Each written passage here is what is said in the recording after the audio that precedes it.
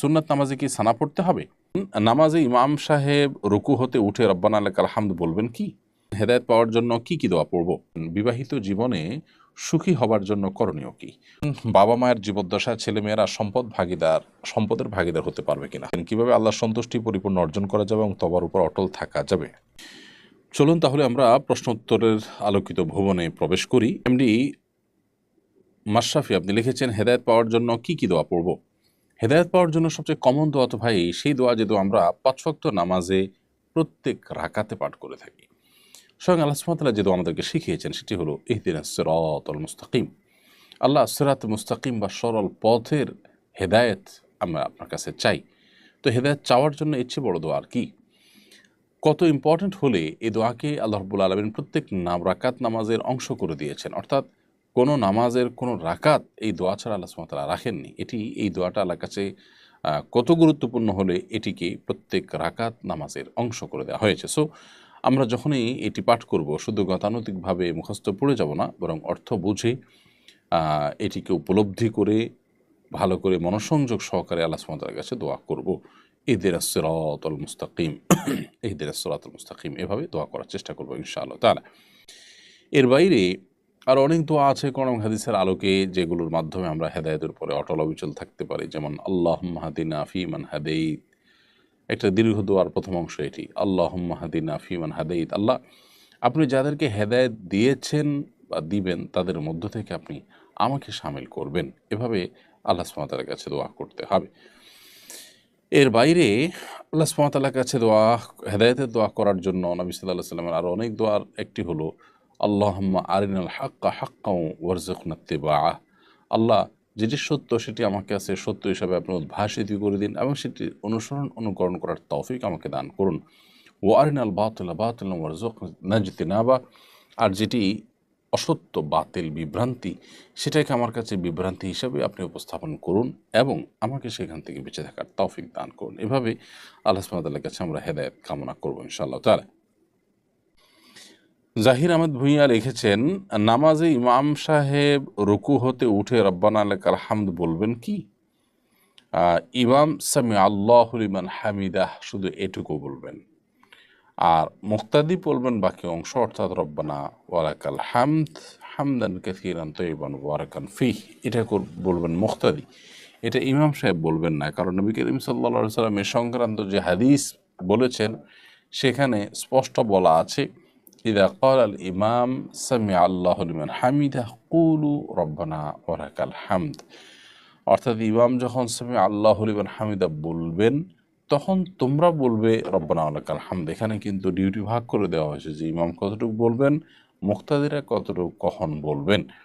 এখান থেকে বোঝা গেল যে ইমাম সাহেব মুক্তাদিদের সাথে সাথে রব্বানা ওয়ালাকাল হামদ বা রব্বানা ওয়ালাকাল হামদ বলার কোনো প্রয়োজন নেই। আর রব্বানা লাকাল হামদ এটি আমাদের সমাজে বহু প্রচলিত হলেও রব্বানা ওয়ালাকাল হামদ, আল্লাহুম্মা রব্বানা ওয়ালাকাল হামদ নানাভাবে কিন্তু বর্ণিত আছে। যে কোনো একটা পড়লে ইনশাআল্লাহ বিইذনিল্লাহ রুকু থেকে ওঠার তাসবিহ আদায় হয়ে যাবে। ভালোবাসার ফানুস এই আইডি থেকে আপনি লিখেছেন, বিবাহিত জীবনে সুখী হবার জন্য করণীয় কি? সুখী দাম্পত্য জীবন যাপনের জন্য পরামর্শ দিবেন। বিবাহিত জীবনে সুখী হওয়ার জন্য, শান্তিতে থাকবার জন্য, সুখ পাওয়ার জন্য দুটি জিনিস দম্পতিকে উভয়কে মেনে চলতে হয়। তার একটি হলো সবর, আর একটা হলো শুকর। অর্থাৎ যে কোনো পরিস্থিতিতে ধৈর্য ধারণ করা এবং জীবনসঙ্গীর ভালো বিষয়গুলো যেটাই দেখবো আমরা সেটা দেখে শুকর আদায় করতে পারা, পজিটিভ জিনিসগুলো দেখে শুকর আদায় করা, নেগেটিভ জিনিসগুলো দেখলে সবর করা, ধৈর্য ধারণ করা। এই দুটি জিনিস ছাড়া কখনো সুখী দাম্পত্য জীবন সম্ভবপর হয় না। বিধায় এই দুইটাকে সব কিছুর উপর প্রায়োরিটি দিয়ে দেখতে হবে। ইনশাআল্লাহ বিদিনিল্লাহ দিন শেষে দেখা যাবে যে আমাদের আল্লাহ রাব্বুল আলামিন জীবনে বারাকা দিয়েছেন, বিশেষ করে দাম্পত্য জীবনে। মুসলমানদের গৌরবের একটা জায়গা হলো দাম্পত্য জীবনে সুখ শান্তি। অতএব এই সুখ এবং স্বাচ্ছন্দ্যময় যে দাম্পত্য জীবন সেটিকে ধরে রাখবার জন্য আমাদের সবর এবং শুকরের চর্চা থাকতে হবে, সবর এবং শুকরের আলোচনা থাকতে হবে, সবর এবং শুকরের ধারণা আমাদের মধ্যে বদ্ধমূল করতে হবে। আল রাফাত আপনি লিখেছেন, সুন্নাত নামাজে কি সানা পড়তে হবে? হ্যাঁ ভাই আল রাফাত, সুন্নাত নামাজেই কিন্তু আপনাকে সানা পড়তে হবে। সানা যেটি, এটি আসলে দোয়ায়ে ইস্তেফতাহ বা সালাত শুরু করার দোয়া। আপনি সালাত শুরু করছেন যেটা দিয়ে, আল্লাহর প্রশংসা দিয়ে শুরু করছে, এই জন্য সান্না বলা হয় এটাকে। সানা মানে আল্লাহর প্রশংসা, আল্লাহর গুণকীর্তন। তো ফরজ শুধু নয়, ফরজ, ওয়াজিব, সুন্নত, নফল সমস্ত নামাজের শুরুতেই আপনি এই সানা তথা দোয়ায়ে ইস্তেফতাহ বা সালাত শুরু করার দোয়া এটি আপনি পড়বেন। তবে এক্ষেত্রে আমরা বলে রাখতে চাই, সালাত শুরু করার দোয়া বা দোয়া ইস্তেফতাহ এটা কিন্তু একটা বা নির্দিষ্ট ফিক্স কোনো দোয়া নয়।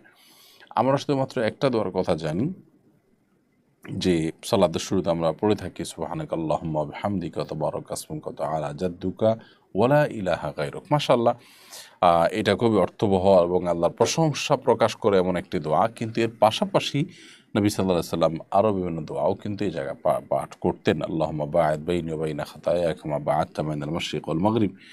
আরও বিভিন্ন দোয়া নবী সাল্লাল্লাহু আলাইহি সাল্লাম পড়তেন, সেগুলো আমাদের শিখে রাখা দরকার। মাঝে মধ্যে আমরা চাইলে একাধিক ফরম্যাট হতে এক সময় পড়তে পারি। নাজমা আক্তার আপনি লিখেছেন, বাবা মায়ের জীবদ্দশায় ছেলেমেয়েরা সম্পদের ভাগীদার হতে পারবে কিনা। বাবা মায়ের জীবদ্দশায় ছেলেমেয়েরা সম্পদ পেতে পারে, বাবা মা যদি তাদেরকে উপহার হিসাবে দেন সেই হিসাবে। তবে কোরআন সুন্নাহ বর্ণিত হার অনুযায়ী ছেলেমেয়েরা যে সম্পদের ভাগ পাওয়ার কথা, সেটা হলো বাবা মার মৃত্যুর পর। সেটা জীবদ্দশায় কখনো তারা নিতে পারেন না।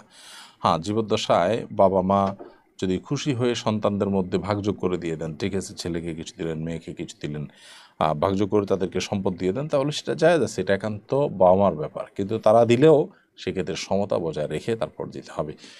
আর মৃত্যুর পরপর তারা সন্তানরা নিজেদের মধ্যে বাপ দাদার বাবা মা যিনি মারা যান তার সম্পদে অন্যদের যে অধিকার আছে সেটি তারা আদায় করবেন। তাহলে সেক্ষেত্রে জীবদ্দশাতে আপনি আপনার সন্তানকে গিফট দিতে পারবেন, সেক্ষেত্রে সমতা বজায় রাখতে হবে। আর সন্তান বাবা মার কাছ থেকে গিফট নিতে পারবেন, সেক্ষেত্রেও তার সমতা বজায় রাখা হচ্ছে কিনা খেয়াল রাখবেন।